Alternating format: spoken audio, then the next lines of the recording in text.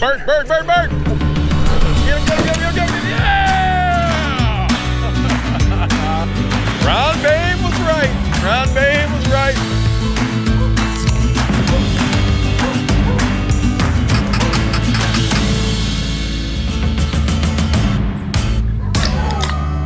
I'm feeling spry.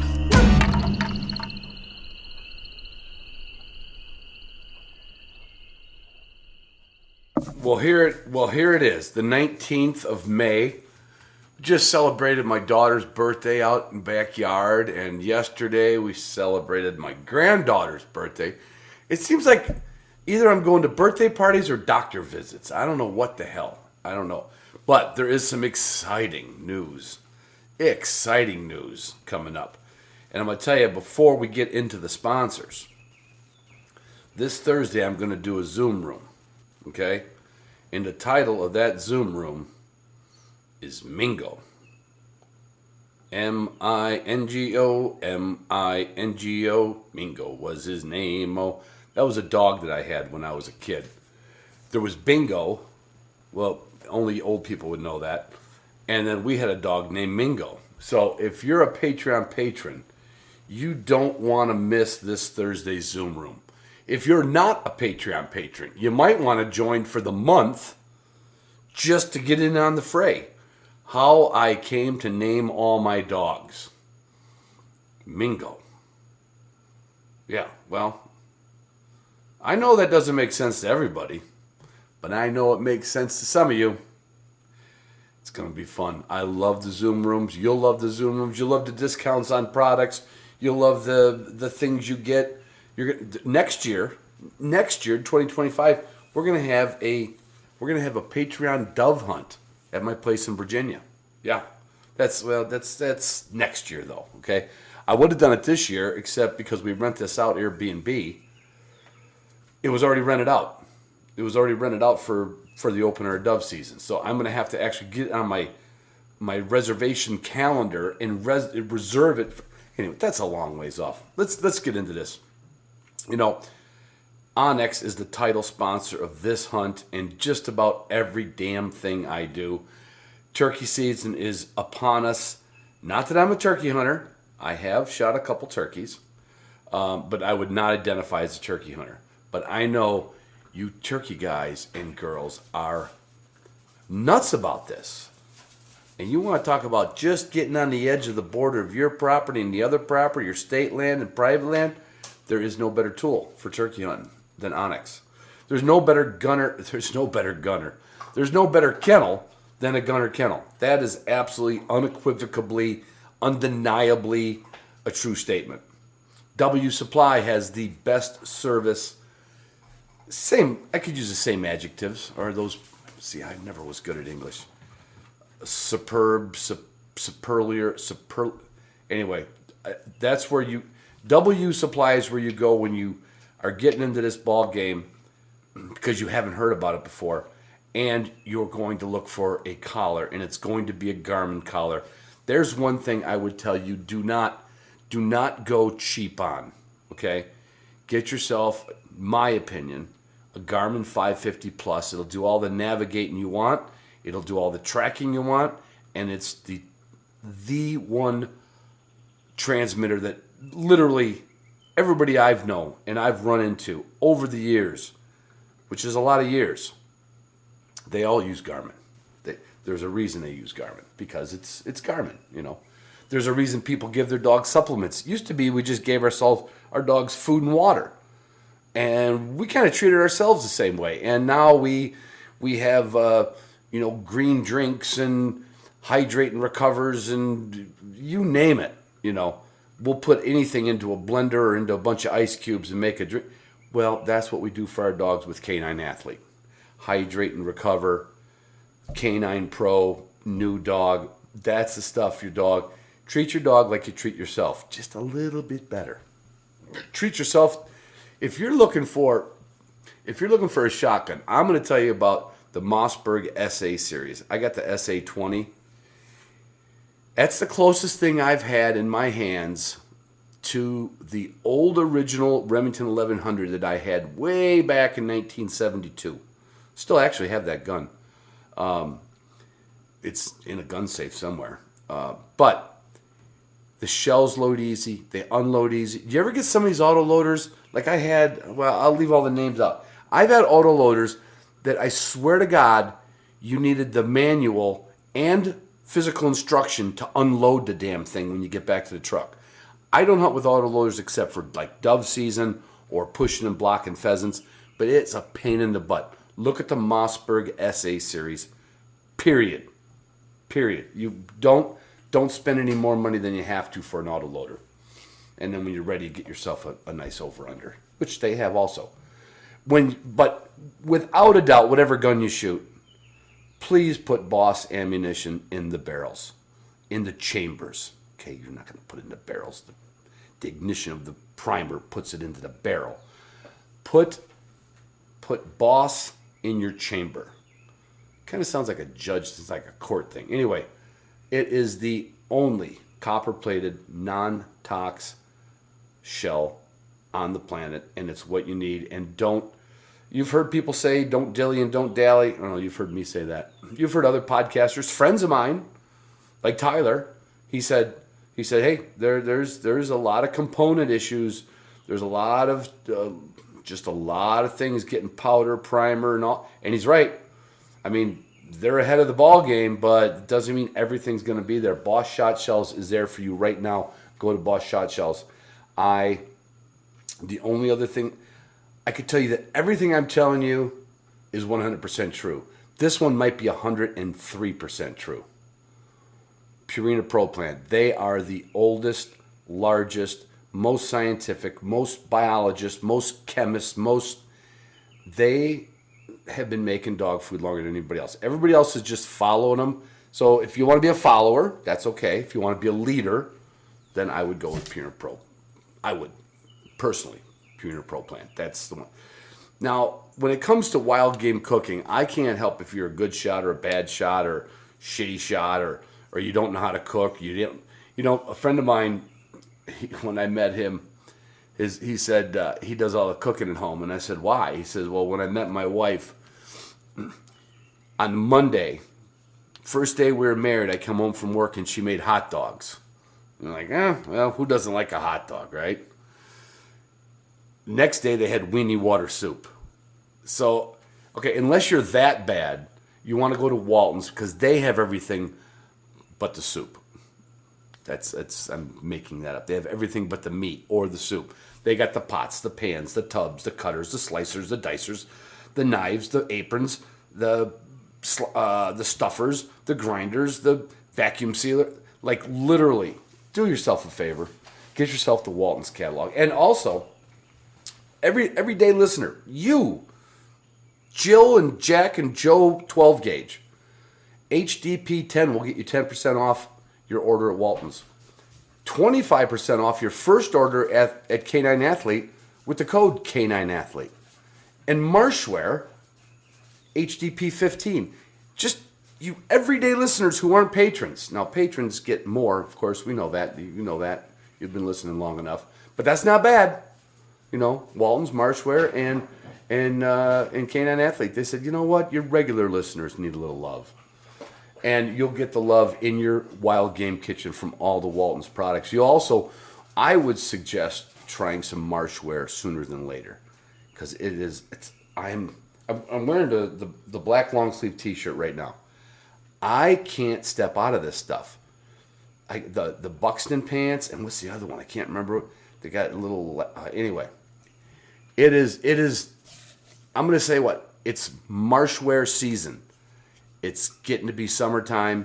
They've got all the fishing hoodies. They've got all the shorts. They've got everything in all the fabrics that you would absolutely love. I swear to God. Now, if you didn't get all the other stuff that I just told you to get, you'd probably have enough money to order your four-wheel camper Model M. I'd like to see you do it all, but I understand. A person's got to have a little bit of, you gotta. What's the word I'm looking for? Well, I'm drawing a blank. I can't. The closest thing I could come to is willpower. And that's not the word I was looking for, but you got to have a little willpower when it comes to like spending money on hunting season. So if you can't if you can't do Onyx and Gunner Kennel and go to W Supply to get your Garmin and buy Canine Athlete and get yourself a Mossberg shotgun and buy Boss shot shells and feed your dog Purina Pro Plan and use Waltons in your kitchen and wear Marshwear everywhere you go, then you might be able to get yourself a four-wheel camper Model M. My son-in-law and daughter, you like the way I said that? Because he asked first, are going to borrow it and go on a camping trip with it. It is a camper, but it's a cap. But it pops up into a king-size bed. Of course, mine's made with a lower bed. I could probably sleep 4 in mine.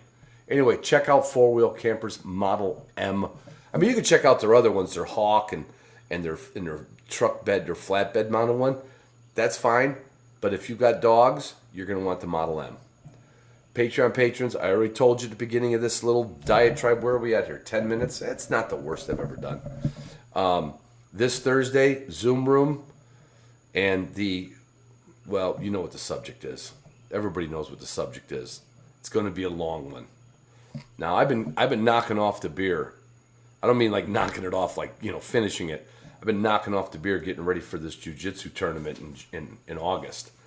But I will come prepared to be, to converse and to discuss and to just get into the weeds about everything. You know what I'm talking about.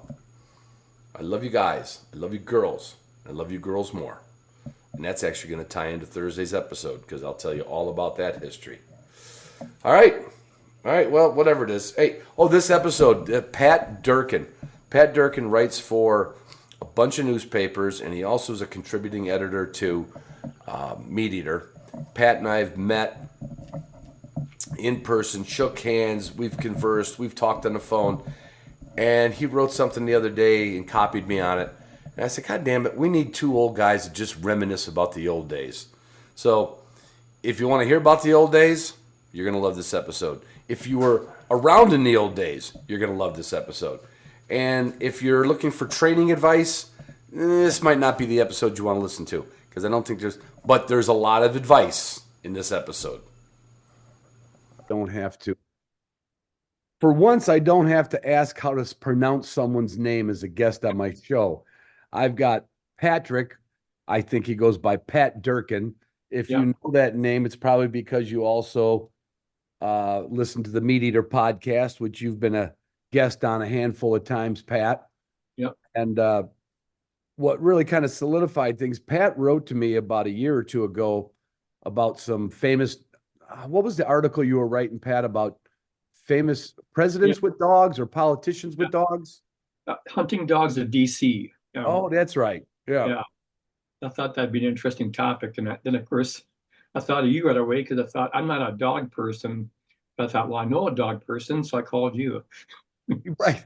And I think it's funny because typically anybody that comes on this podcast is kind of a dog person.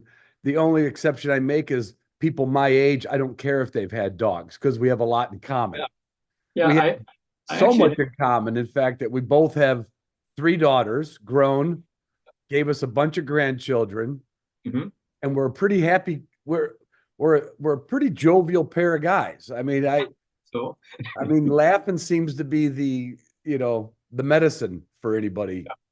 Yeah.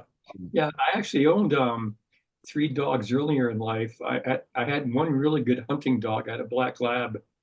When I first got out of the Navy back in 1980, I bought a black lab puppy and had him for like 11 years. And he was, I always say, I named him Silas. Now I said Silas earned his keep around the house. He hunted hard. He was protective of the kids. Yeah. But like a lot of dogs, I think by age 10 or so, he got cancer and died. And then we got 2 more dogs after that, but I never really, I was working so much then, I didn't really take the time to train them the way you need to train a good hunting dog. And so those 2 dogs ended up being house dogs, and they just really weren't, in my opinion, worth the trouble. Wow, we're gonna get hate mail now. Well, I'll give you. It's one of those things, though, Ron. It's one thing that's fun about it, I think, is that having that one good hunting dog, and then realizing that it was my own fault for not taking time with the other 2 I never blamed the dogs for for that. I think that was on me. Did you stick with the same breed? Did you stick with Yeah, labs? yeah. We had the black lab, and we had two of the well, actually the second one was a black lab too, and then the third one was more of a blonde yellow lab. Yeah, yeah. Well, I'll forgive you for not pursuing the upland world forever. What did your first lab? What did you? Because I'm picturing you got out in 1980. Yeah, I think we're about the same age. I was born in 57. When were you born? I was born in '56. Yeah. 56. So, because when I saw that you went, when I was spying on you on the internet this morning, I saw that you went in the Navy in 1975, and Yeah. that's the same year I graduated, and I tried to join the Army. Huh. Problem was they accepted me, and then I got cold feet, and I ran out of the recruiter's door. It was not my most stalwart moment, but it did make my dad very happy because he didn't want me to go to the recruiter. And I was right out of high school. I'm like, well, I wasn't a good student, so Yeah. why not? Why not? My cousins all were in the military. My dad was in the military, and I thought I want to be in the military. Yeah. And he's like, no, you don't. No, you don't. No, you don't. And I said, yes, I do. Yes, I do. And the funny thing was, the minute that recruiter, he said, well, Ron, he said, you passed all your tests with flying colors. The only thing we won't let you do in this man's army is work on our vehicles' engines. That was that I could not work because in that test I took, there was a picture of a V8 engine. Uh-huh. And then of course it had all the carburetor, manifold, valve cover, had all the, and all you had to do was connect the arrows, right? Yeah. And he says, you don't know a tailpipe from a trunk lid.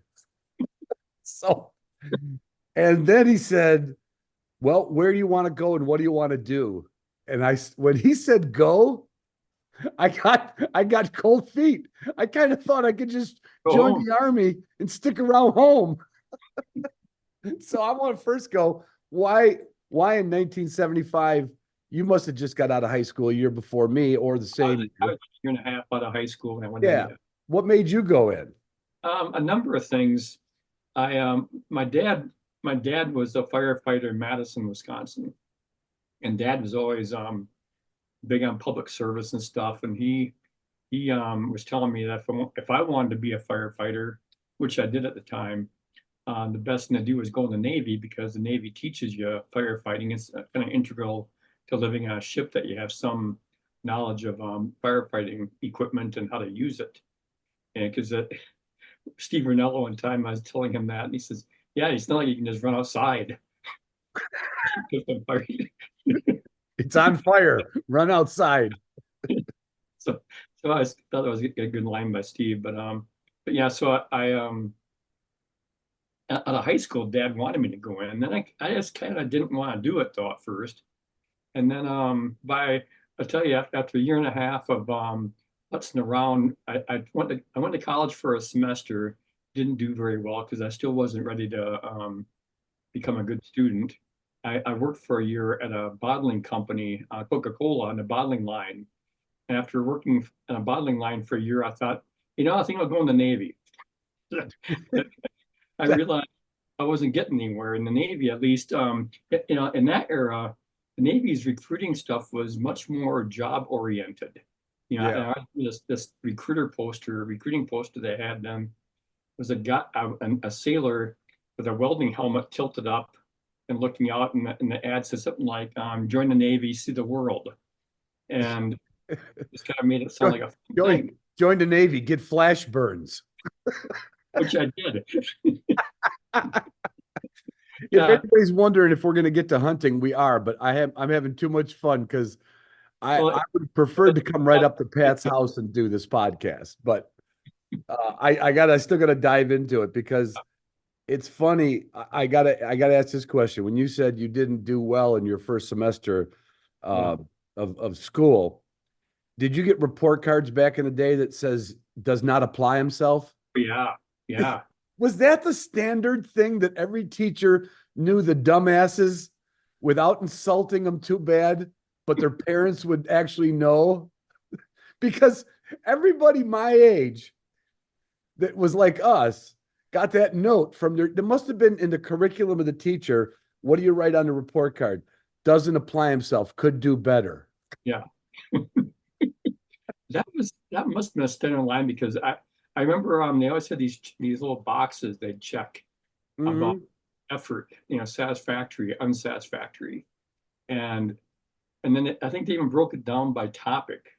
So I'm guessing, just knowing my skills and my strengths, that I probably got unsatisfactory all the time in mathematics and stuff like that. But history I always did well in. Yeah. English I did well in, but science I didn't develop a real respect and interest in science till I was probably an adult. And then I finally started to realize this is interesting stuff, But yeah, back then those report cards, they'd also have these parts at the bottom the teacher would write in comments.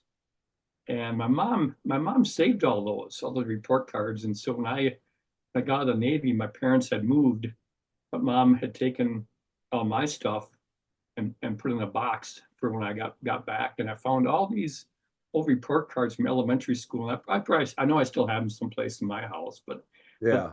I still picture those mine were like yellow report cards. Yep. And then they'd have like his comments in there. And that was one that it's funny you remember that. Does Yeah. not It was the four reporting quarters of the year for school were my 4 worst days of the year every year. I mean, not like in 3rd and 4th grade, but I mean, 7th and 8th grade when you really had to start producing something. It was, I know for a fact my mom didn't save them because she's like, nobody needs to know this. He still might turn out good someday. I think it's such a common thread, and it's a lot of times I think it's because, and I'm sure it's got a lot of variables. It could be sports to distract somebody. I don't know if you were into sports, but for me, I grew up in Chicago, but we had these 2 cemeteries that were basically our public lands. It was basically 3/4 of a section, 2 cemeteries. And we spent every living hour out there by the railroad tracks and by the cemeteries. And I would just look out the window and think about what I was going to do after school. But you lived in more, well, not rural Wisconsin when you had your early years, but were you the same way? Were you always out grubbing around and looking for critters and everything? I was really lucky because where I grew up was at that time the very far west extreme side of Madison, Wisconsin. So I could get on the rail. I could walk up the back and maybe a couple hundred yards and get on this railroad track. In those days, the railroad companies didn't make a big deal about walking down the tracks and hunting rabbits. Right. So I could just walk down those right behind the house. I could hunt with a bow and arrow and pellet rifle. Nobody would bother you. Then if I wanted to shoot like a 22 or a shotgun, I could walk about a mile down the tracks. And there's a little gap between Madison and Middleton, Wisconsin. And for the most part, people didn't bother you, and you didn't bother them as long as you didn't shoot up in the air where it could, pellets could go a distance and maybe, sprinkle somebody's window, that kind of thing. But then it's interesting, just in the short time I was in the Navy, from 75 to 80, that whole area right there just blew up with people. Just really got populated, and you didn't recognize it. It changed so fast, and so some of the areas I grew up, I could bicycle out to the area west of town about 5 miles and go deer hunting. I used to slap my shotgun onto my bike and just tie it on and go out and in that area we used to have to shoot shotgun slugs for deer hunting. So I remember looking that shotgun around for rabbits and deer, and hunting pretty hard in that 5 mile radius around my house. And I think now about how we used to, in high school, our high school was like 2 miles west of where I lived, and you could walk right across the street in those days and hunt rabbits across from the high school. Yeah. And so I kept the shotgun in my parents' station wagon, and after school, I just take the shotgun out of the canvas case and walk across and hunt rabbits. And nobody, it was just part of it, part of your life. Yeah, we had that.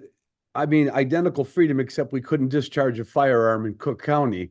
But Uh-huh. we we would get, and I'm sure you probably had one when you said bow and arrow. We I think it was the only bow and arrow we could get at the store. It was a Ben Pearson fiberglass bow Uh-huh. Yeah. and some crooked field tip arrows.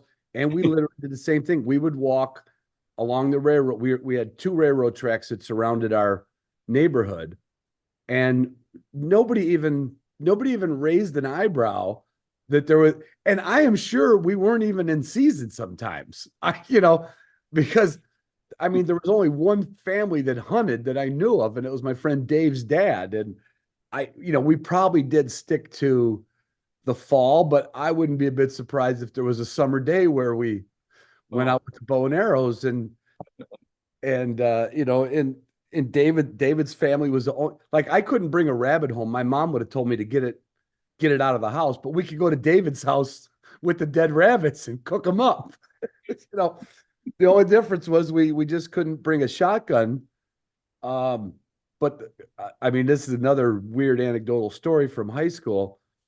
I was a poor student, and in our English class, we had to give for the end of the year, we had to give some kind of like a demonstration written up with like a poster board that got into detail about something we like. And I was fortunate enough to have this friend's dad take me trap shooting when I was young or just turned teenager. And I had already gotten a Remington 1100 that my dad bought for me from his dad. Yeah. And there was really no restrictions. I mean, I was 16, but I was 16 when I did this in school. I don't even know if it was legal, but I brought that 1100 into Bogan High School in a Boyd gun case that was a breakdown gun case. I brought in shotgun shells and then I split a shotgun shell and I glued it up so you could see the wad and the shot and the powder. And I drew a trap field with the yardage 16 yards down to, and I gave this, and I put the gun together and we passed the gun around in the class, and all the kids are holding it up and, Yeah. didn't even raise an eyebrow. And that was in Chicago. That would have been like, you wouldn't have got a good grade for that in Wisconsin because everybody had a shotgun, but I got my first A. Yeah, I remember a kid when I was a senior in high school. I took a year-long speech class, giving speeches. And one of the speeches this guy gave was gun safety, and he brought his shotgun into class and demonstrated, the rules of gun safety, basic rules of gun safety. Yeah, and it wasn't a formal class. Yeah, it was part of our formal education. Part of one of your electives you'd take in high school. So I'm a little jealous I know you've done a lot of hunting over the years, obviously, and I would say deer hunting is your forte, correct? I mean, everything I've read about you is deer hunting. Have you traveled out of state? And this is a leading question. It's like you're on a jury stand right now. Sure. Have you ever hunted in a state where they insisted that you had a hunter safety card at your age? Yeah. Which state was it? Well, I know for a fact that when I first started hunting Idaho for elk, 2006 or so, they made you you had to have some kind of proof of passing bow hunter education even. And in Colorado, as long as I've been hunting Colorado, I don't go out there every year, but I've been hunting there quite a bit over the years since the early mid 90s. There's some kind of proof of hunter education there too. You had to give your number, your ID number from the state for having this hunter education certificate. So the other 49 states or 48 states, I would say you were grandfathered in like I was. I think in most cases you're grandfathered in. Yeah. There's some states that doesn't matter. So why do they not think that we are full of wisdom? I mean, well, in their defense, I remember I've done a couple of articles on this stuff over the years. Where when you look at the hunter accidents, the accident reports. Oh, I've got some from Wisconsin here to share with you later. Okay. The hunting accident reports, it shows pretty clearly that among some of the worst offenders are old farts like us. And I think sometimes guys get careless. We've been around guns all our lives, and I was talking to a guy one time. He does a lot of his own gunsmithing and reloading and stuff, and he knows his stuff. But he was telling me when he talks to his buddies and they're all much more into the firearm maintenance and repairs and Yeah. than I am. Yeah. And so I really know their guns. I have a lot of guns, but I can't say I'm an expert at all the gunsmithing work. Right. I was telling me that when he talks to his fellow old guys that are in the guns and all that stuff, he says almost all of them have one really scary story. It's I do. I do. I do. And so I'm kind of when I used to go hunting out with my oldest daughter, who's now nearly 40, but when she was a teenager and first hunting, I was always impressed by how gun aware she was. I mean, I'd think I'd be paying attention to stuff, then she'd correct me on stuff. Hey, Dad, watch your barrel. What's that? Hey, Dad, watch where your barrel's pointing. Yeah. One time I remember Leah had a hard time. I bought her one of the 1100 Remingtons, I think. And she had a hard time ejecting the shells when you work the action. Oh, 870 probably. And I remember talking to her while ejecting her shells. And I was ready to put the gun in the case. And she said, "Dad, I don't think you jacked that last shell out." It made the motion, but it didn't fly out. And I, jacked it open, and sure enough, that final shell popped out. That scared me bad. I thought, man alive, you don't pay attention to what you're doing. You're talking while you're. Yep. That stuff scares me. Yeah, I looked up I've got a little 5-question quiz for you at the end because you are, as Mr. Ranella puts it, the last outdoor writer. Well, I don't even know if that's true because I don't live in every state, but I know the one that Steve talked about here in Muskegon County.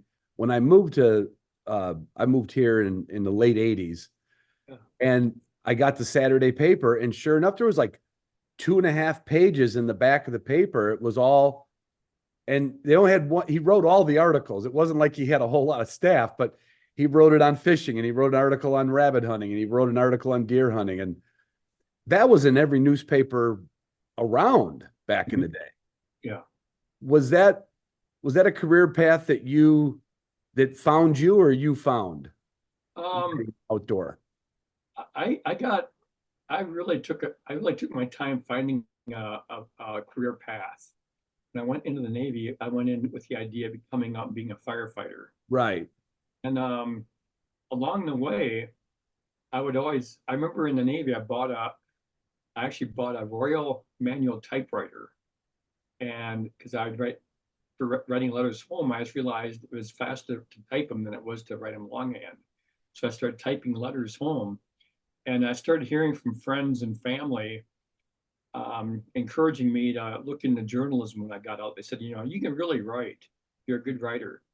And that's the first time I really started to think that maybe I could be a writer, because I remember in high school, in middle school, I got pretty good grades all the time in English, but I never really had a teacher pushing me that way. Yeah. Then I was in the Navy and people started pushing me that way. And so I thought, well, I'll try it. I'll go to enroll in college in the journalism program and see how it goes once I get out. And I still had that option of taking various tests for the firefighting jobs around Wisconsin, because my dad was, by the time I got out of the Navy, dad was the fire chief in Madison, and so I probably had a pretty good in there if I wanted it, because those kind of jobs, there's still a certain tradition that people kind of think it's cool when you have that run in the family. Yeah. Like my grandfather was an assistant fire chief in Madison, and Dad was actually a chief. And so I was in line to go in and be a firefighter too, but then I ended up in journalism. And And you let him down. You let well, him down, didn't you? I remember telling him when I was like 60 years old, he was still alive. Um, and I remember telling him, Dad, if I'd listened to you, I'd been retired 5 years ago. See? And that's now like 13 years ago. Our dads are always right. But yeah, but the same token, I've enjoyed my career, and it's been fun. And I think I know my dad was always proud of the fact I ended up being in media like this and working in the hunting media. And he'd always say the only thing he wishes I'd done different was be a political columnist. Oh, And really? writing about politics. And I said, well, Dad, state game and fish is all politics. Right, And, right. a lot of the politics of Wisconsin conservation in the last 40 years. And Yeah. I always find, I think it's one of my little niche things I really find interesting is just how that runs through our history, the politics of deer hunting and deer hunting especially is so political, and it's been that way going back to Aldo Leopold's era in Wisconsin. Yeah. Did you ever dabble? And if you did, forgive me because I don't know all the history of Pat Durkin. Yeah, Have you ever dabbled with writing a book about it? never have. I've always been more of a get paid this week type of writer. I got a job. I've got 3 kids, and my wife would like to go on vacation once a year. Yeah, to make a living as an outdoor writer, you have to crank. You And, must, and because it's we said that the other day talking on the phone or back and forth. I said, I want to do a podcast with you. And one of them is self-serving is because I got to come up with 50 episodes a year, right? Or 52. And you have to come up with the same thing every year of your whole life. yeah, You've never missed one. What's that? You've never missed a deadline. Yeah, not since I started writing this column. I write a weekly outdoor column, and I started like in I think early 1984, and I have not missed a week since. And so that's been 40 years now doing it, and I pride myself on that. I think even when I've been sick and even on the road or whatever it might be, I still find time to write a column and file it, and but it brings a certain satisfaction too. The thing I always liked about writing the weekly column just keeps you engaged. Like these days, in recent years, I've been writing for Meat Eater, and I think if I weren't working on that stuff every week and generating ideas and generating all the contacts, people that and all these kind of things that make my career fulfilling and I think make me a good reporter is so much for the people and if you don't know someone, someone who does, and you call them and they put you in touch, and it's just because I think good reporting is that ability to pick up a phone and get people on the phone and talk about stuff. To be an outlet, I guess for lack of the title would be outdoor writer, right? I mean, for lack of there's probably a better term for it. Would I picture this as you got to do a little more hunting than the average 9 to 5 guy because you had to create content? I mean, were you in the woods every possible minute and deer camps? I mean, I'd make time for it, but I always said outdoor writing is more like the guy who sells bait. He talks to the fisherman all the time. He doesn't fish himself. Okay. So that's like a dog trainer. He's so busy, he really doesn't hunt that much, but he can train your dog to hunt. Yeah. And Yeah. I've always made time to deer hunt, but what really took a back seat for me for many years was fishing. I love fishing, but fishing didn't pay the bills the way deer hunting did. And when I worked for a deer hunting magazine for over a decade, that was really the prime part of my life. And I think it's Right. the reason I fell away from hunting dogs during that time was I just spent so much time deer hunting and writing about deer hunting. And later in life, I started in my career, I did visit a lot of deer camps as part of my work.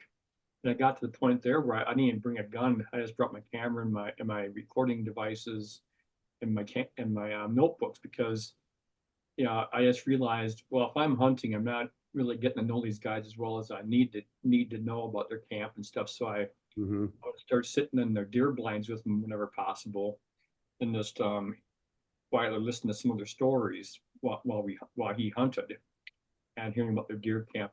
I just find the deer camp angle in recent decades has been really a big part of my interest, because I just realize it's fading away.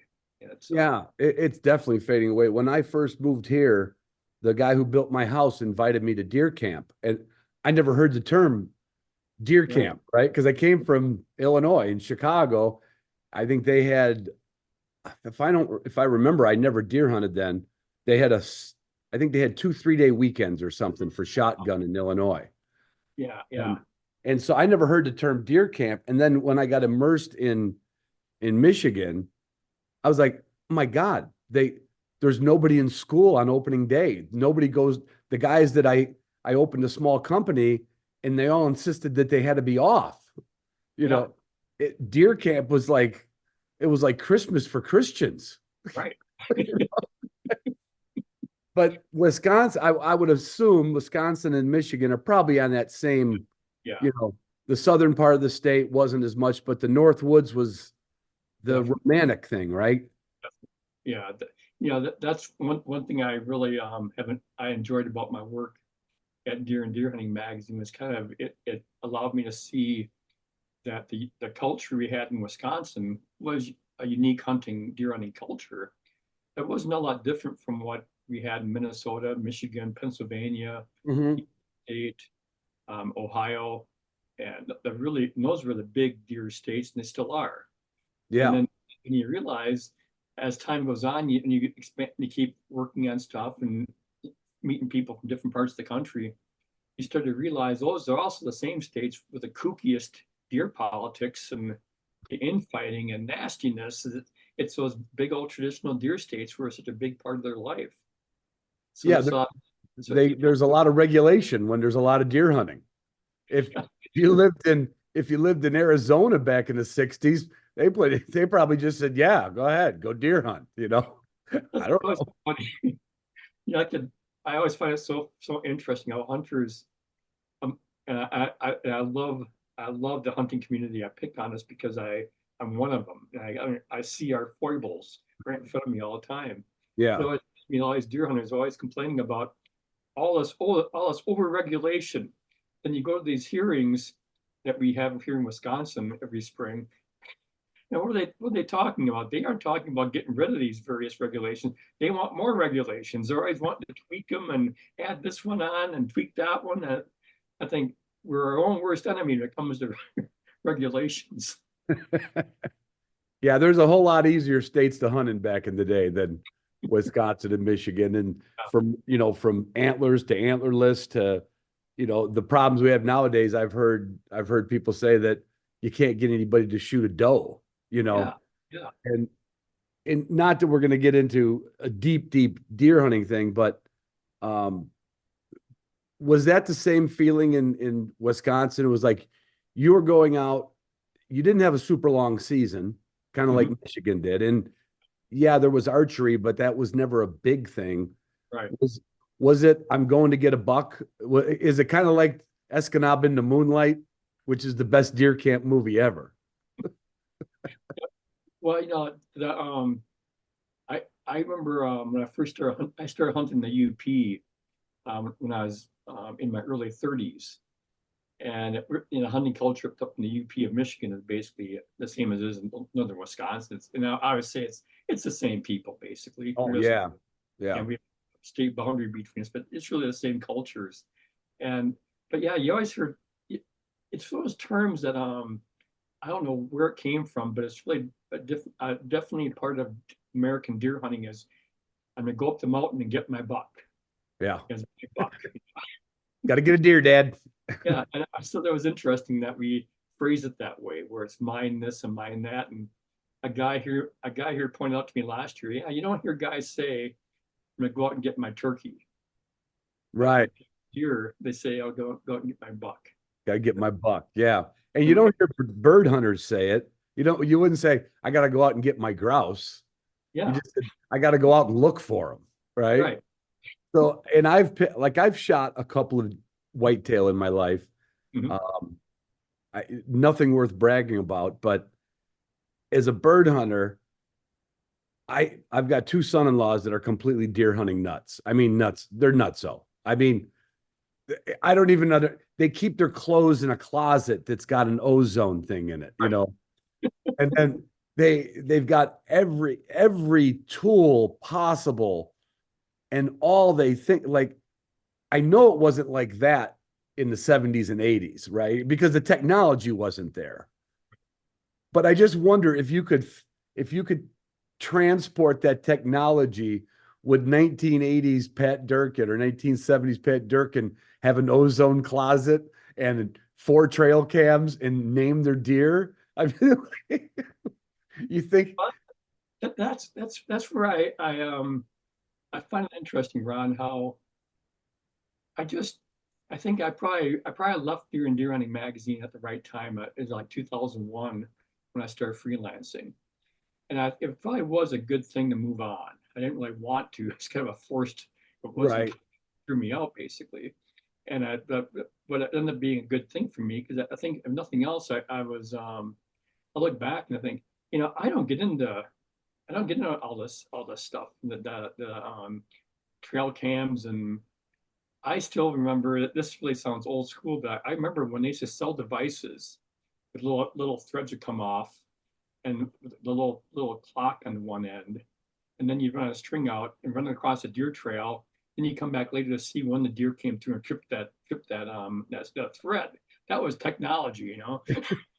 It's called, and that was probably from some Vietnam jungle tactic. They figured that out. But some guy, probably a Vietnam veteran, came up with that.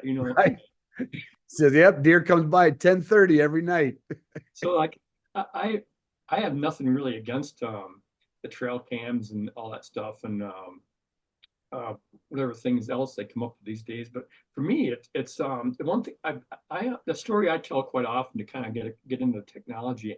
My attitude toward technology was 20 years ago I built a cedar strip rowboat, and I use that boat most of the time now for my fishing. And I realized one of the reasons I really like it and ends up being the best thing I ever did for myself was because I realized there's nothing to fuck with. It's a rowboat. You have your boat and you're done. You don't have to worry about an engine. You don't have to worry about live wells. You don't have to worry about all these accessories. And I started to think, yeah, that's kind of where I've gotten, where I don't want a new truck right now because I don't want to learn all these new things on the screen and stuff. And I think keeping up with technology for my work is all I really care to do. Even Right. that kind of grudgingly, where I realize I got to keep up with it. But Yeah, you could speak on all of it, but it doesn't mean you embrace it, right? right, yeah. That's why I think, this is like when I argue with my son-in-laws, I'm like, you guys aren't hunting anymore. I don't know, I guess it's hunting, but it's not the same. And you're like, well, what do you? I said, bird hunting there's no technology for upland bird hunting, right? You're not going to go set a trail cam out, You're not gonna worry about smoking a cigarette or a cigar, right? You don't worry about any. You just go out. It's like it's been done the same way. The only thing I would say is the amount of dogs that ran off and you couldn't find have been improved since Garmin came up with tracking and training collars. No, that's technology, but the guns didn't get any better. Right. You're pushing 700 pellets down a barrel and you have to hit something with it, right? You don't use a rangefinder, right? You're not going to use a red dot scope. I mean, I remember when shotgun barrels started putting like orange vis sights on the end of them. Yeah. And I would say it was more for waterfowlers. Mm-hmm. And I always said, like, well, the guy who taught me to shoot a shotgun said, if you're looking at your barrel, you're not going to hit the bird. Yeah. Right. He says, No, it does not belong. It does not belong. Like we are anti-technology, and deer hunters be like, bring it on, baby. Bring it on. Well, and the one thing I'll always say without any qualms is that one thing I liked about my career and where it's gone, and as I look back on it, was I got to meet a lot of guys, hunters and fishermen, where I realized they're really good at this. They're is that you just realize among my family and close friends think I'm really a hotshot hunter.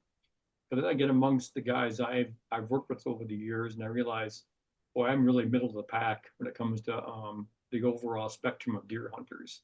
You can write a better story than they can, but you're not a better deer hunter. I think my strength, is writing, and I can take pictures. I'm not a photographer, and I always get real protective of real photographers because I think I've worked enough in this industry now where I've shot enough pictures to realize that I'm not a photographer. I can get a decent picture here and there, but my best pictures tend to be kind of by just because I've shot so many pictures. Right. One of them came out right, but I don't have the eye for it, and I respect the guys who do, and that's why I look at deer hunting too and fishing. Is I think I have no problem conceding that there's people out there in the hunting world who are the Brett Favres and Aaron Rodgers of the hunting world. They're just really good. They see things that I don't see. They hear things I don't hear. Whatever it might be, they have a way of figuring this stuff out. And I don't know I haven't kept up with the guys who could be my kids as far as age. I really don't know. I don't hunt with enough of them to get a good feel for them. But I know the guys I grew up around and wrote about during my career. Those guys, there's a lot of them are really good hunters. I just really respect the hell out of it, and they're really good fishermen. And one of my favorite stories is this guy in Oshkosh when I worked for the Oshkosh newspaper. He was telling me that if you know what you're doing, you can catch walleyes almost any time of day. And he says, "I'll prove it to you." And he says, "Meet me at this boat dock on the Fox River in Oshkosh, 8 o'clock on Saturday morning. We'll go fishing out on Lake Beedamore, and I'll show you." And we did, and I set he gave him the same rod he's using. We're using the same baits, everything else. And over the course of the morning, and he wasn't doing this to humiliate me. He just take me up to show me. Yeah. In the course of the morning, he caught 5 walleyes and I caught 1. And we're fishing side by side, and he's telling me where to throw it. Yeah. That's one of the lessons I learned, that we can all hold a fishing rod, but some guys know how to use it better than other ones, though. Well, my buddy from what's that town just south of Milwaukee? Cudahy. That they had the distinction of having more taverns and churches per capita than any other. That's a true story, isn't it? They had more bars and churches than any other town in the country. And he was a mechanic, and he owned a gas station. And when he'd hear people talk about working on a car, he says, just because you got a toolbox doesn't make you a mechanic. Yeah. And yeah. same thing, just because you had that fishing pole next to him didn't make you a walleye fisherman. I think it's one of the reasons too why I don't get real torqued about all the different technologies people use. I figure if they want to spend their money on it, go ahead, but I'm not going to. And Right.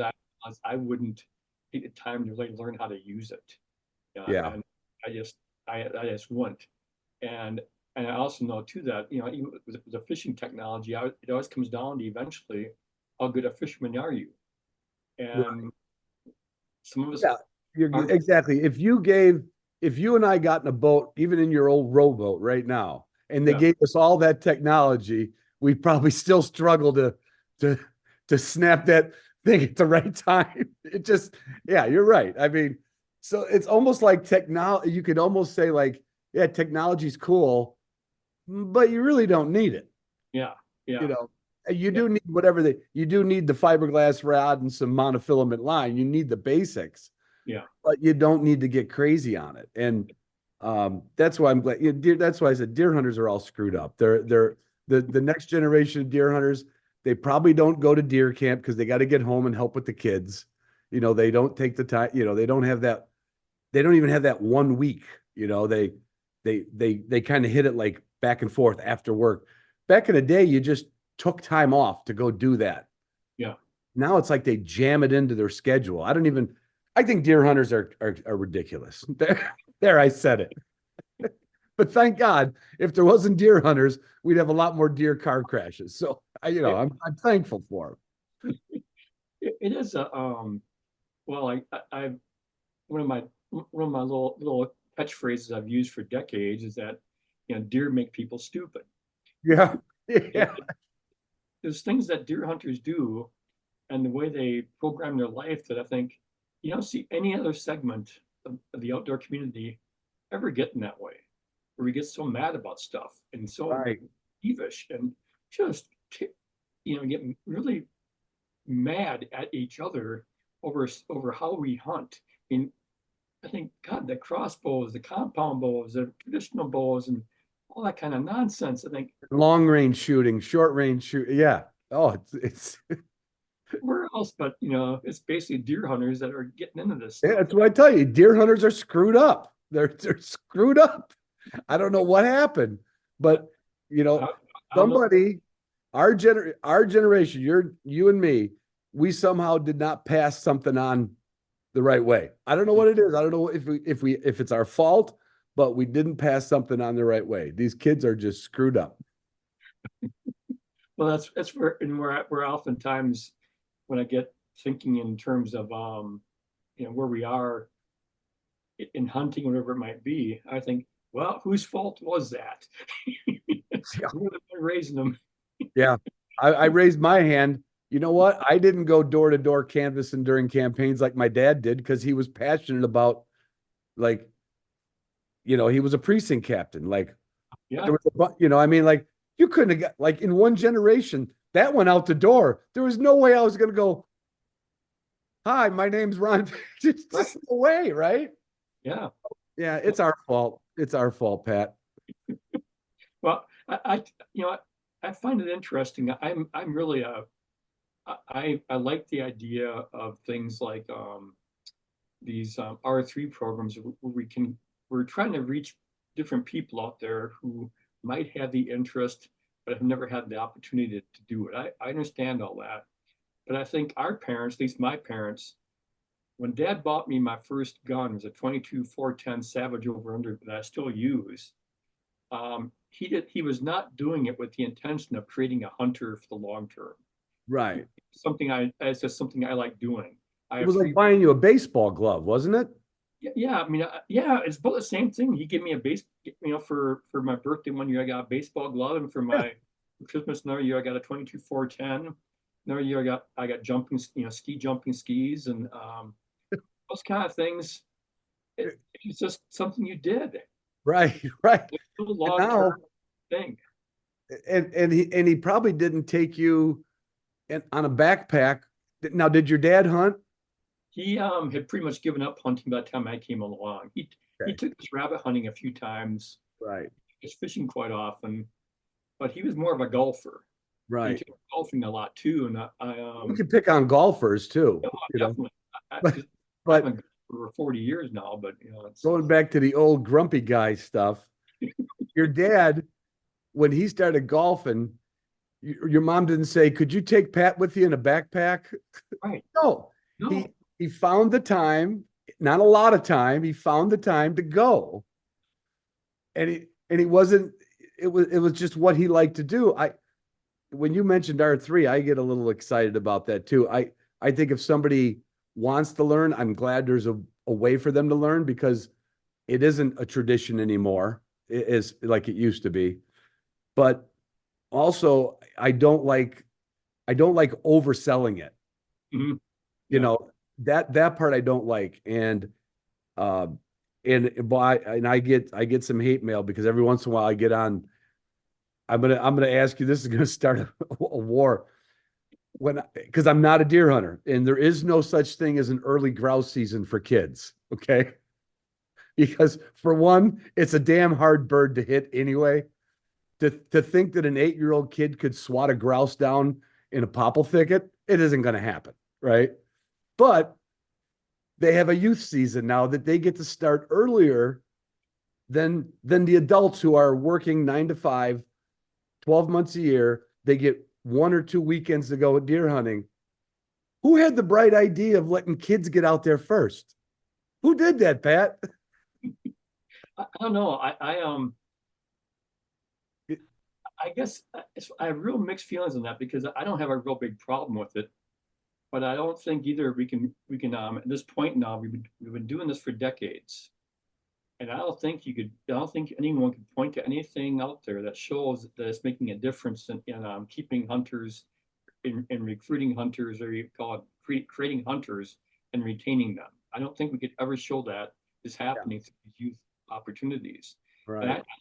I look at the youth hunt. The way I like to look at it is that it is a fun thing to do. I mean, I've been doing it for a number of years now with the turkey season, and you just kind of know, well, this weekend we're going to take so and so out and go turkey hunting, and that irritates the old farts like me. And we think you're messing up the turkeys. You're training them before we get out there, and that Right.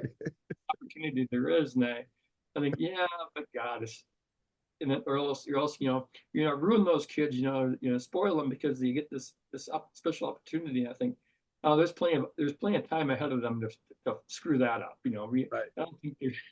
I tell you what, though, I'd be in Lansing if they opened up an early grouse season for kids. I'm telling you, I would just say that's enough. I'm done. I wouldn't doubt that. I can't prove it, but I wouldn't doubt that you would not see that kind of participation, like even the youth duck season. To get kids out there swinging a shotgun, all the coordination involved in wing shooting compared to like propping up a gun for a deer or turkey, whole different game. Yeah. I never thought about that until you mentioned it, but that's a really interesting point. Well, that's also why upland hunting is a more purist sport. We're more pure. Tongue in cheek. To me, the thing I guess I've gotten to learn by taking part in the youth turkey season is really how I'm not a good tutor. I've been around that for a couple of years now, and I keep finding ways where I could have helped the young lady get a bird by now if I'd been a little more attentive about how to set something up, when to whisper in her ear, those kind of things. And I realized I'm still used to always kind of watching and not really you're out there hunting by yourself. Yeah, and I miss these opportunities to lean over and give some good advice at certain times. And I thought, well, maybe by the time I get to my third or fourth tutor pupil, I'll be better by that time. But right now, I'm not there. No, I'm not there at all. I did take my daughters hunting early, but that was just because they were my daughters. Like if my neighbor would have asked me to take their daughter, I probably would have said no because I would be too nerd. Like if something happened, I just wouldn't want to do it, but I did take 2 of my girls still hunt a little bit. One of them, she doesn't, but she's not anti-hunting, but it was when they were old enough to actually physically carry the weapon. Yeah. And that's what gets me with the youth hunters. Like, all right, how young is too young? Like if you're carrying the gun out there for them, is it really important that they shoot something? To me, these are interesting discussions, and because you and I can talk about it without getting mad about it, and I hope I'm not getting other people mad about it, because I think it is important to talk about this idea you had earlier about overselling something. Yeah. If you're trying that hard to get them to do it, I think my dad didn't push me to become a hunter. Right. I have a friend who just recently died who he talked about his dad's deer camp, how his dad did not invite him to deer camp until he was in college. Because his dad looked at deer camp as his time to get away from it all. Right. You get up north to the shack, they'd hunt, they'd occasionally get a deer, but their main thing was all the prep work, all the all the food and the alcohol and the card Yeah. game, the kind of things that this couple did. Really, that was their time away each year to enjoy the outdoors, but also get away from it all. And Yeah. he didn't want the kid underfoot, worrying about what he might go back home and tell his mom, that kind of thing. Right. And so and yet Tom became a deer hunter. He was much more in the dogs and the upland birds, but he invited me to his camp because he knew I liked deer hunting. Right. And he said, I need at least one serious deer hunter in the shack, so. Right. Right. And that's what I've always said to people, like, I am a social hunter. I am absolutely, I am not trying to, first of all, I'm not going to be able to fill my freezer on, pheasants and grouse. Right. But I literally, when people say, like, in the dog world, like, oh, I wouldn't hunt if I couldn't bring my dog. I'm like, I wouldn't hunt if I couldn't bring my friends. Yeah. You Yeah. know, to me, it's always been a camaraderie thing. I've never had some ancestral, it's like I don't fantasize about being in England when the first shotgun was built and wing shooting, when they stopped netting birds and shooting them with shotguns on the wing. Like, I have no fantasy of all that, right? I just realized that, like, when a bunch of people get together that like people, it really doesn't matter what the sport is. It's the camp thing is king to me. And my dad would have been the same way as your friend's dad was. He would have said, no, you're going to wait till you're old enough to drink a beer before you come to camp, even though he didn't have a camp. Yeah. Well, there we've alienated half of the hunting world right now. I have we're gonna get into what we talked about at BHA at the end of this because of that article we wrote. But you are as Steve lovingly calls you, the last outdoor writer. So I've got a couple of quiz questions for you to see if you really know Wisconsin deer hunting. Embarrassing. Go ahead. And I'll give you leeway on dates, just as long as you're in the right decade. Okay. All right. The first game wardens, there was two of them. Their salary was $50 a month. Approximately what year did Wisconsin hire their first two game wardens? I'd take a stab and say about 1898. You got it within a decade. Was it 88? 1888. Yeah, 1888. Yeah. Not bad, Pat. Bing. What we got? I wish we had someone else to keep score with. Okay. All right. Oh, this is a tough one. This is a little esoteric, but it's near and dear to my heart because of dogs. When was it ruled unlawful to kill a dog running after hunting deer? Kill a dog? Yeah. When did they say, okay, you can't shoot a dog when you're out hunting deer? Yeah. Man. Yeah. Gosh, that's a good question. All right. That's going to be just a stab. You're going to have to go way back. Little stab here. I'd say 1955. Nope. 1892, Wisconsin. Oh. See, they love dogs even back in 1892. Yeah. I never thought about that question until you asked it, because I know, I'm pretty sure conservation wardens are still allowed to shoot a dog chasing a deer, but I don't think people are. So yeah. Right. Yeah. There's probably some minutia to that law. All right. Do you know what year officially hunter safety started in Wisconsin? Well, I'm pretty sure the first classes offered were around 1964. Well, I got 67. I'm going to give that to you. Yep. I don't expect you to know these, on the dot. Holy cow, I found this one. Now, there could have been earlier seasons, so I will, if you know the answer and it's not my answer, what year were there no hunter fatalities in deer season? The first one I remember was, I'm pretty sure it was 1974, maybe? 73. Okay. Yeah, well, yeah. I mean, I got to give it. You are an outdoor writer from Wisconsin, Pat. Okay.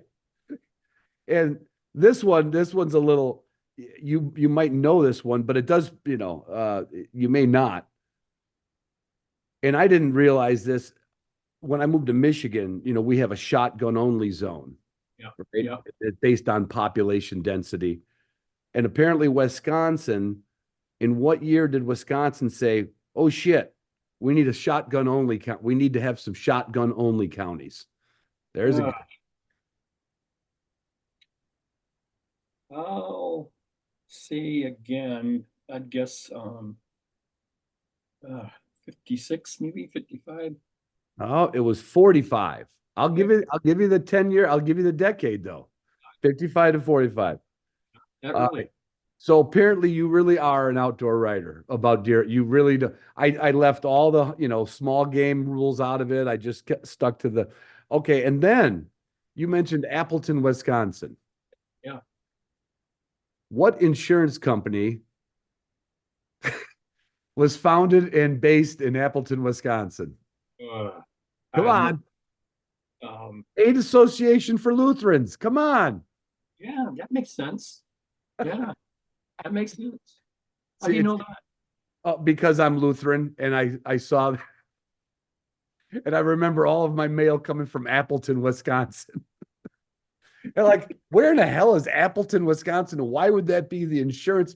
Apparently, it was the Lutheran church mecca of the world. There's more Lutheran churches in Wisconsin than anywhere else. That makes sense.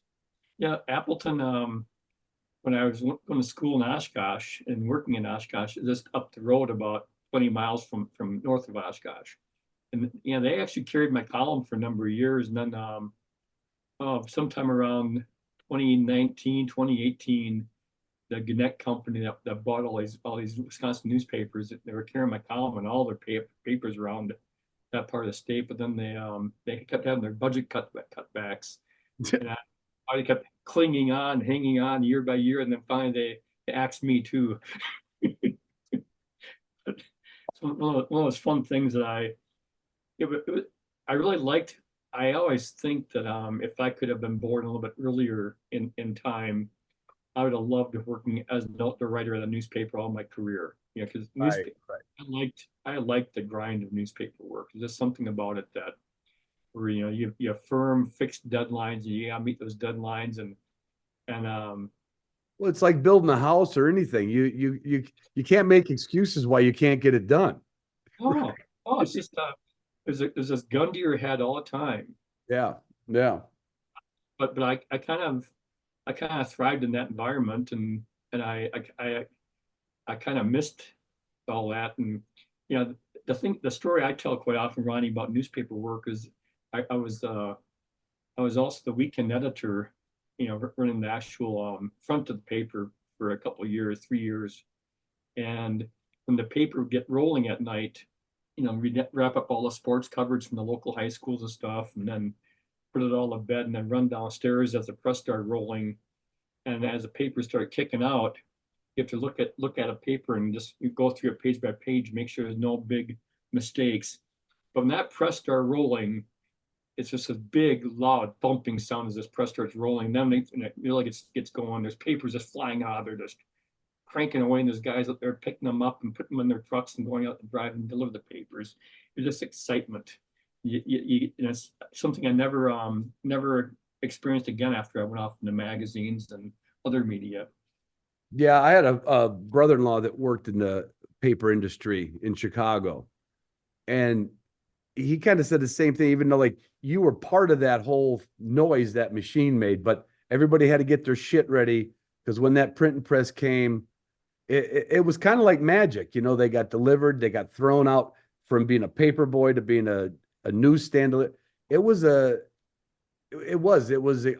would be there when his paper, like he ended up his career at the Wall Street Journal, and I would go in there sometimes and stay there at night with him at shift. And of course, in modern newspaper times, a lot of these jobs, they actually didn't do anything anymore. But back in the day, that was a deadline, crank out, fix the press, fill the ink, no matter what happened, that paper had to be on the newsstand at 6 o'clock in the morning, no matter what. Yeah. And I don't know that it ever not happened, It didn't matter how late they had to work to fix the paper, the jam, you know. Yeah. Oh, the good old days, Pat. The good old days. It was interesting. It was fun. You got some questions. It's like, Yeah, if any, when people say I wish I would have been born 100 years ago, or I feel like I was lucky to be born right when I was born, yeah, because there was yeah, a lot of things that had a lot of rules that made a lot of sense, and that brings me into you. You wrote an email back to me yesterday, and you copied Steve and Doug and Corinne all from Meat Eater stuff, and you said I ran into Ronnie Bain last month at the Rendezvous, BHA Rendezvous. Told him how much I enjoy hearing Steve repeat Ron's perspectives on things like don't wear a hat that says hello before you do. And if you think your kid's your best friend, you don't have one. And you said you'd like to collaborate on a work that would be I don't know this book from Justin Halprin, the shit that Ronnie Bain says. And if you said you've never wrote a book, yeah. but what would that be? What is that called? If it's not a book, is it a leaflet? Is it what's the smallest book? What's the name of the smallest book? Like it's still a book. It's not a magazine. It's not a, Journal or something, or you know, yeah. it's not a pamphlet, but yeah, I'd like to work on a few of those. And I told you, like, one of my favorites is if you want to be your kid's best friend, your kid will never have a best friend. Yeah. Now, I'm being very sarcastic, but very truthful. Like, you've got 3 daughters. They are not your best friends. They are your daughters. Right. Yeah. Why did that strike such a chord with? Do you know anybody our age that says their kids are their best friend? I don't. I don't. No. No. And Like, yeah, I honestly, I would just think it's kind of weird that my dad lived to be 88, and I was I must have been about 59 when he died, 59, 60 years old when Dad died.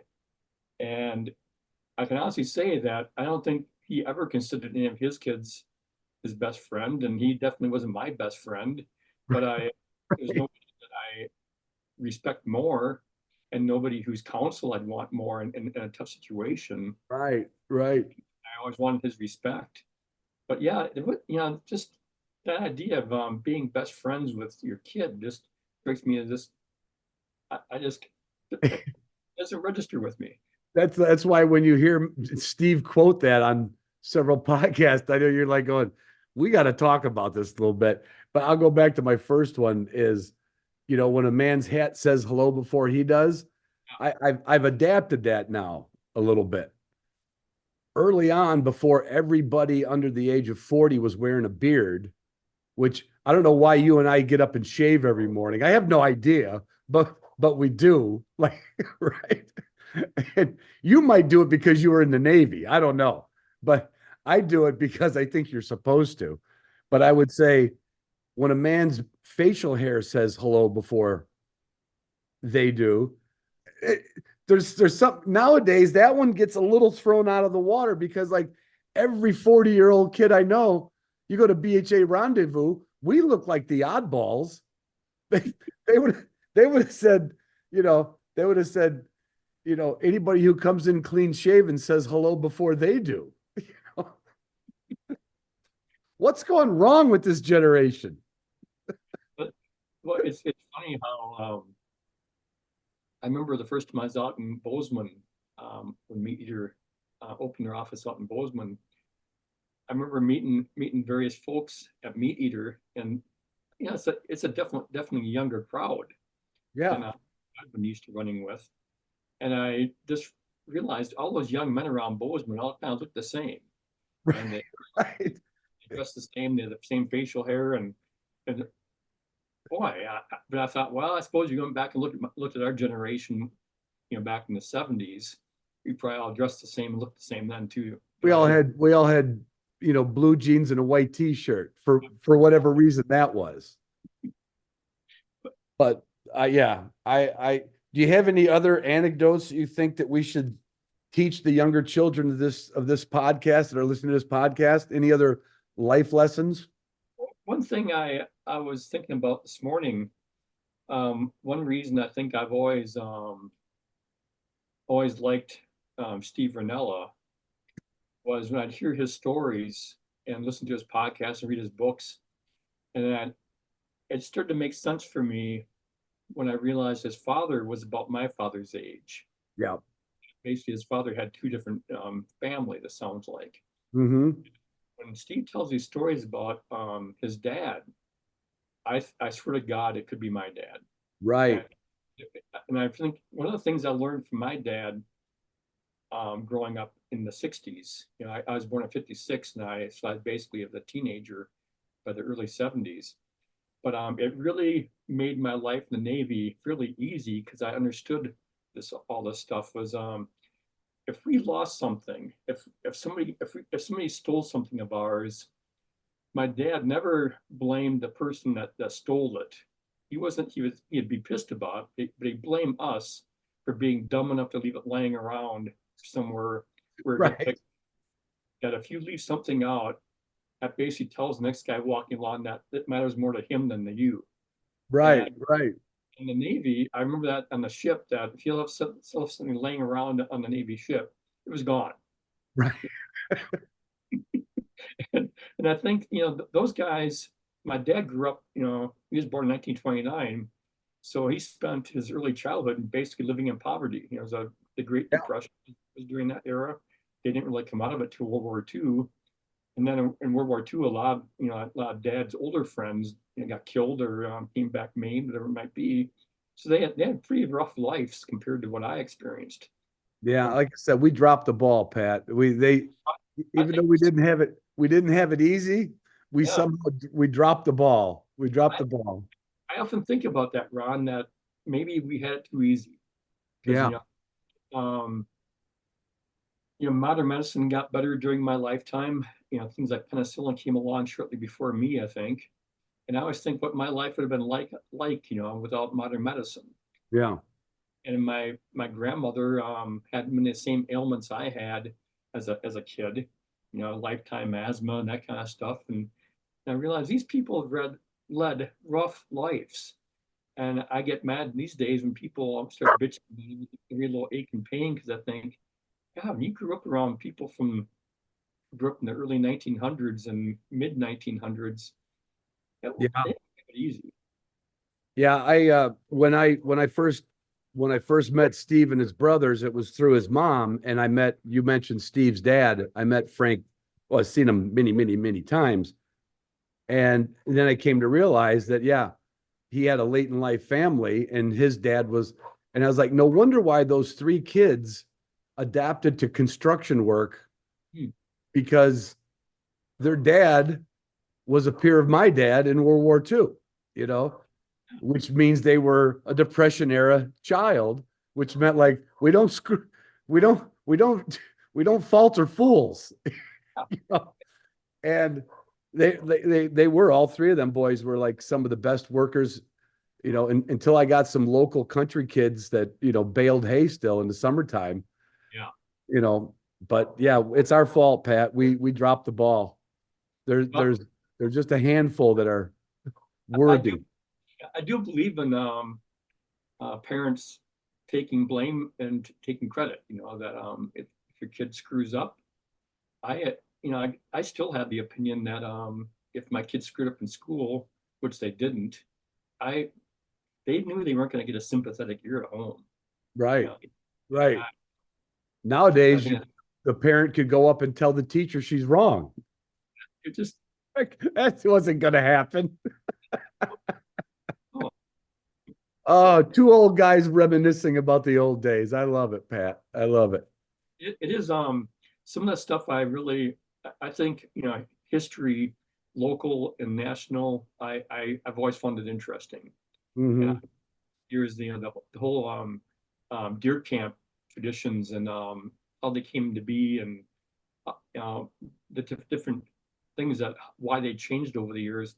I find all that kind of stuff interesting, and so I hope that when I'm gone and people stumble across some of my old articles I've written about, why deer camps basically vanished and all the things that go around it. I like to think that some of the stuff I write about will have some relevance for people after I'm gone. So that's Yeah, kind of I still love reading history about anything, literally anything. I don't care if it's a building trade or firefighters or the war. I love, and you just don't seem to.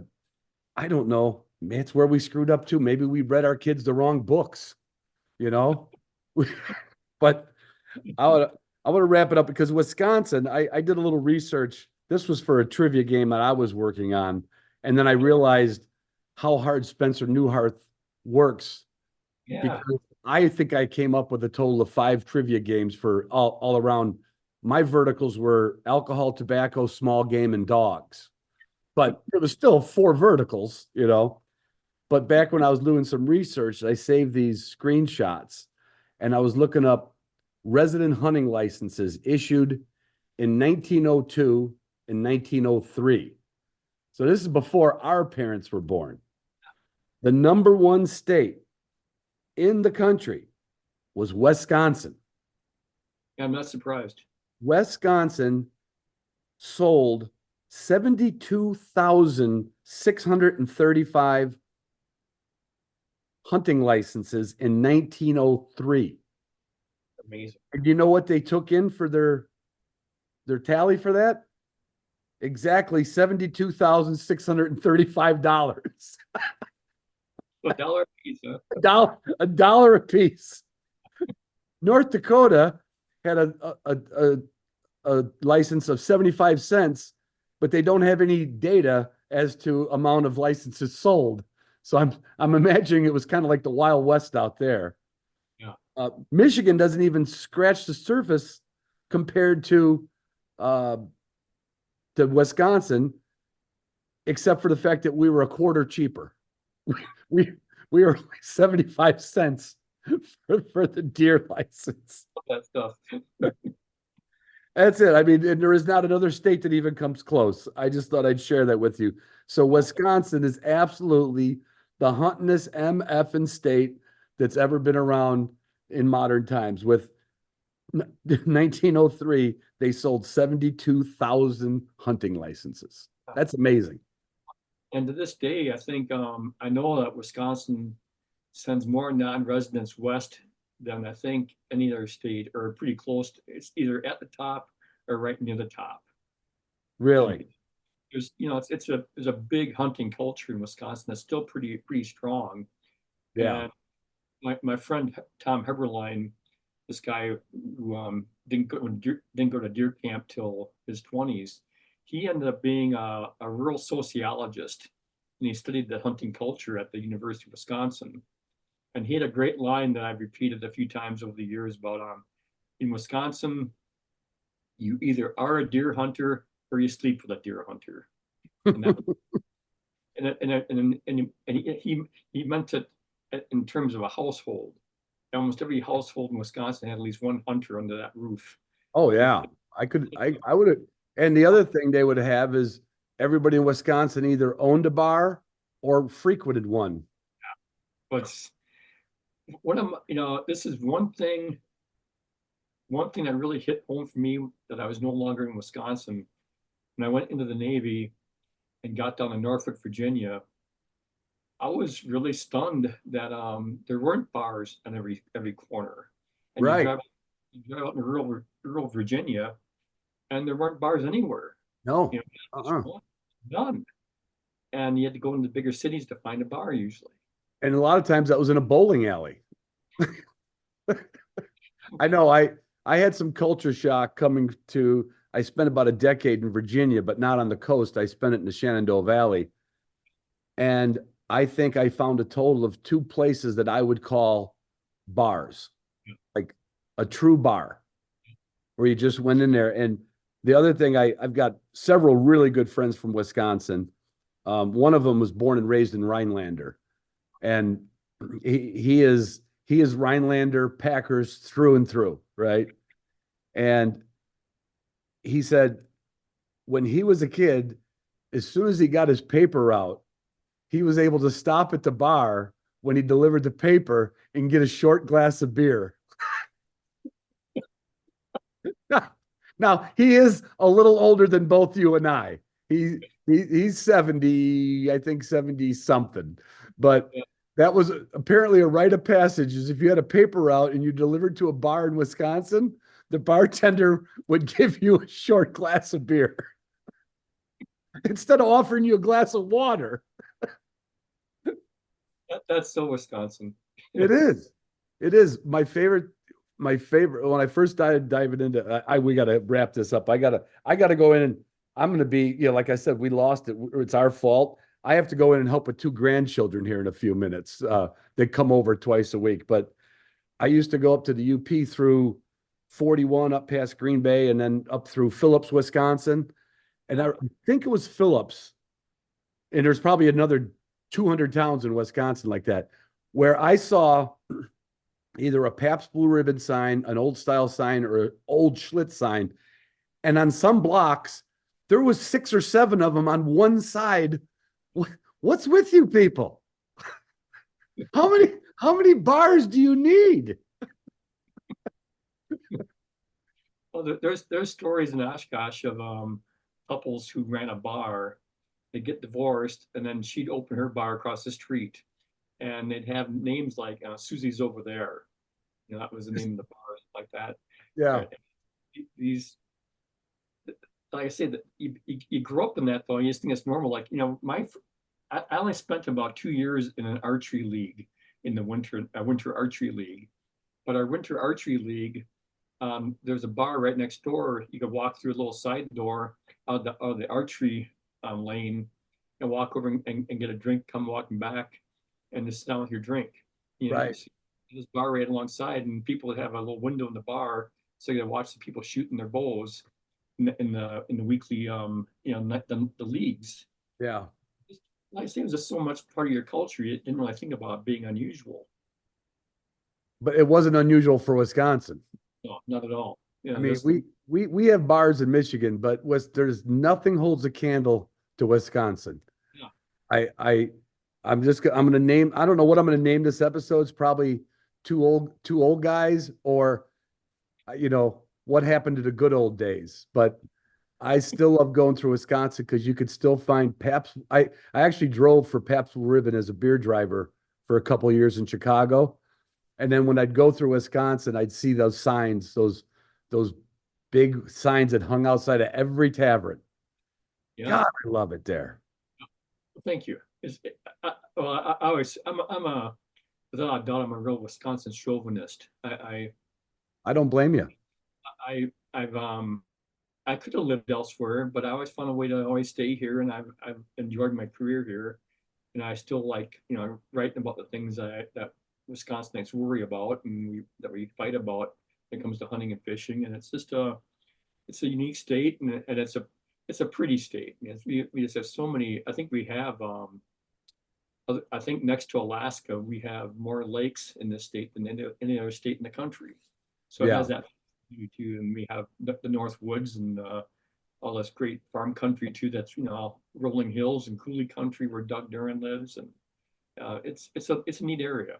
Yeah, no, I love Wisconsin. It would be if I'd have put more thought into it, I probably would have ended up in Wisconsin, but it might have been just because of the bars. But I'll leave you with this, Pat. We may never deer hunt together. We may never grouse hunt together, but I want to stop by your place someday, and I want you to take me to the closest town with the most shingles hanging outside of little buildings.